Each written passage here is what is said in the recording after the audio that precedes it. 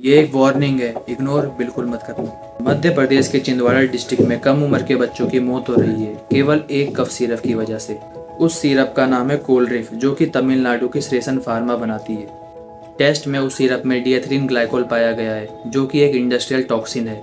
24 बच्चों की डेथ हो गई है और कई बच्चे अभी भी हॉस्पिटल में एडमिट हैं। इसके रिगार्डिंग कुछ लीगल एक्शंस लिए गए हैं। श्रेयसन फार्मा का लाइसेंस कैंसिल कर दिया गया है और ओनर और कुछ ऑफिशियल्स को अरेस्ट कर लिया गया है और इन्वेस्टिगेशन अभी जारी है।